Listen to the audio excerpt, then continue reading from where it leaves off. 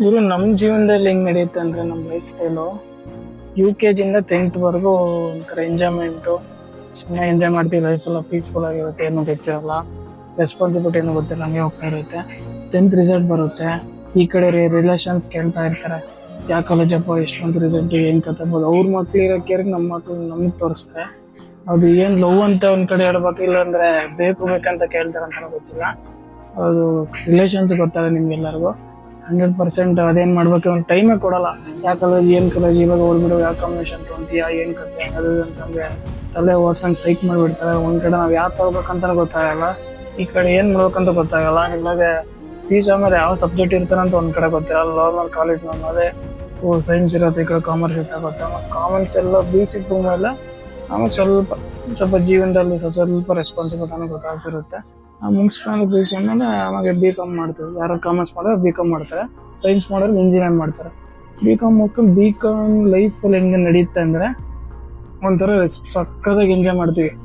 ಆ ಕಡೆ ಲೈಫಲ್ಲಿ ಕೆರಿಯರ್ ನೋಡ್ಬೇಕಾ, ಈ ಕಡೆ ಎಂಜಾಯ್ ಮಾಡ್ಕೋಗುತ್ತೆ. ಎಳ್ಳಿ ಮಿಡ್ಡಲ್ಲಿ ಇರ್ತೀವಿ, ಫುಲ್ ಎಂಜಾಯ್ ಮಾಡ್ತೀವಿ. ಬಂಕ್ ಅಂತೆ, ಫ್ರೆಂಡ್ಸ್ ಅಂತೆ, ಸಿಕ್ಕಾಬಟ್ಟ ಟೈಮ್ ಅನ್ನೋದು ಎಷ್ಟು ಬೇಗ ಆಗೋಗ್ಬಿಡುತ್ತೆ B.Com ಅನ್ನೋದು.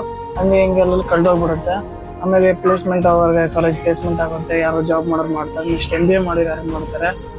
ಇದು ಇವಾಗ ಲೈಫ್ ಅನ್ನೋದು ಇದ್ದಾಗ ಬಂಕ್ ಹಾಕೊಂಡು ಅವ್ರ ಹತ್ರ ಟೀಚರ್ಸ್ ಕಾಮೆಂಟ್ಸ್ ಹೊಡ್ಕೊಂಡು ಹಂಗೆ ಹಿಂಗೆ ಲೈಫ್ ಎಂಜಾಯ್ ಮಾಡಿಬಿಡ್ತೀವಿ. ಆಮೇಲೆ B.Com ಆಮೇಲೆ ಲೈಫ್ ಅನ್ನೋದು ಫುಲ್ ಕ್ಲಾರಿಟಿ ಬರುತ್ತೆ. ಈ ಕಡೆ ಜಾಬ್ ಮಾಡೋರು ಮಿಡಲ್ ಕ್ಲಾಸ್ ಯಾರು ಇರ್ತಾರಲ್ಲ, B.Com ಮುಗಿಸ್ಕೊಂಡ್ಬಿಟ್ರೆ ಓದಕ್ಕೆ ಅವ್ರ ಮನೆ ಪರಿಸ್ಥಿತಿ ಚೆನ್ನಾಗಿರಲ್ಲ, 15,000ಕ್ಕೆ ದುಡ್ಡು ಬಿಡ್ತಾರೆ. ಅವ್ನಿಗೆ ಇನ್ನೇನ್ ಮಾಡ್ಬೇಕಂತ ಆಸೆ ಇರುತ್ತೆ, ಆದ್ರೆ ಮನೆ ಪರಿಸ್ಥಿತಿ ನೋಡ್ಬಿಟ್ಟು 15,000 ದುಡಿತಾನೆ. ಈ ಕಡೆ ಅವನಿಗೆ PGಗೆ ಖರ್ಚಿಗೆ, ಅವ್ನ ಖರ್ಚಿಗೆ 15,000 ಶಾರ್ಟೇಜ್ ಬರುತ್ತೆ. ಅದು ಅವ್ನ ಖರ್ಚು ಮಿಗಿಲ್ಸ್ಕೊಂಡು ಹಂಗೆ ಹಿಂಗೆ ಏನೋ ಮಾಡ್ಕೊಂಡು ಅವ್ನ ಆಸೆ ಎಲ್ಲ ಡ್ರಿಂಕ್ಸ್ ಮಾಡ್ಕೊಂಡು ಮನೆಗಡೆ ಕಳಿಸ್ತಾನೆ. ಮನೆ ಕಡೆ ಹೆಂಗೆ ರಿಲೇಷನ್ಸ್ ಅಲ್ಲಿ ಹೋದ್ರೆ ಕೇಳ್ತಾರೆ, ಏನ್ ನಿಮ್ ಮಗ ಏನ್ ಮಾಡ್ತಾನೆ, ನಮ್ಮ ಮಗ ಹೆಂಗ್ ಜಾಬ್ ಮಾಡ್ತಾರೆ, ಎಷ್ಟು ಕೊಡ್ತಾರೆ ಸಂಬಳ ಅಂದ್ರೆ 15,000 ಅಷ್ಟೇನಾ? ಅವ್ರು ಕಮ್ಮಿ ಆಗಿರ್ಬೋದು, ನಮಗ್ ದೊಡ್ಡದಾಗಿರುತ್ತೆ. ಮತ್ತೆ ಅವ್ರ ಮಕ್ಳ ಮಗ ಹೇಳ್ತಾರೆ, ನಮ್ಮ ಮಗನಿಗೆ 12 lakhs per annum ಅಂತ ಹೇಳ್ತಾನೆ. ಹೌದಾ ಅಂತ ಹೇಳ್ತಾನೆ. ಅಪ್ಪ ಅಮ್ಮಂಗೆ ಸ್ವಲ್ಪ ಬೇಜಾರು ಅನ್ಸ್ತತೆ. ಸ್ವಲ್ಪ ಅವ್ರು ಹೇಳ್ಕೊಂಡಂಗೆ ಸುಮ್ಮನೆ ತಲೆ ಈ ಕಡೆ ಬರ್ತಾರೆ. ಈ ಕಡೆ ಮನೆ ಊಟ ಮಾಡಕ್ಕಾರೆ ನಾವ್ ಒಂದೇನು ತಪ್ಪು ತಿಳ್ಕೊಂತೀವಿ ಏನ್ ಗೊತ್ತಾ, ಊಟ ಮಾಡಕ್ಕಾರ ಅಪ್ಪ ಅಮ್ಮ ನಾವ್ ಬೈಕೊಂತೀವಿ, ಹೋಗ ಊಟ ಮಾಡಕ್ ಅಪ್ಪ ಅಮ್ಮ ಬೈತಾರ ಅಂತ. ಅದ್ ನಾವ್ ತಪ್ಪು ತಿಳ್ಕೊಂಡು ಅವ್ರಿಗೂ ಬಾಧೆ ಇರುತ್ತೆ ಒಂದ್ ಕಡೆ, ಊಟ ಮಾಡಕ ಬೈಬಾರ್ದಂತ. ಆದ್ರೆ ಅದೇ ಟೈಮಲ್ಲಿ ಉದ್ಧಾರ ಆಗ್ಬೇಕಂತಾನೆ ಬೈಲೇಬೇಕು.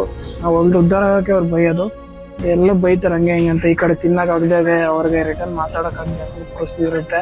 ಹಂಗೆ ಜೀವನ ಸಾಕಾದ್ರೆ ನಾನ್ ಹೇಳೋದು ಒಂದಷ್ಟೇ, ಏನೇ ನೀವು ಕೆಲಸ ಮಾಡಿದ್ರು ಒಂದು ಫ್ಯಾಷನ್ ಇಂದ ಮಾಡ್ಬೇಕು, ಒಂದು ಅಟೆಂಡ್ ಇರ್ಬೇಕು.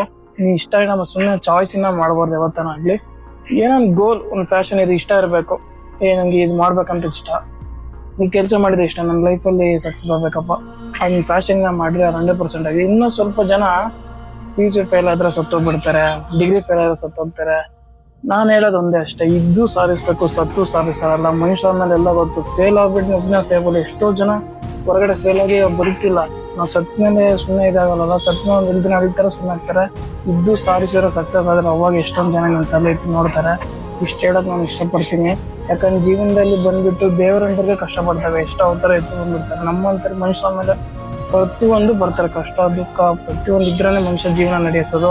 ಆರಾಮ್ಗಿಡ್ತೀನಿ, ಜೀವನ ಲೈಫ್ ಪೀಸ್ಫುಲ್ ಇರ್ಬೇಕಂದ್ರೆ ಆಗಲ್ಲ, ಪ್ರತಿಯೊಂದು ಅನುಭವಿಸ್ಕೊಂಡು ಹೋದ್ರೆ ಜೀವನ. ಇಷ್ಟು ಹೇಳಕ್ ಇಷ್ಟಪಡ್ತೀನಿ.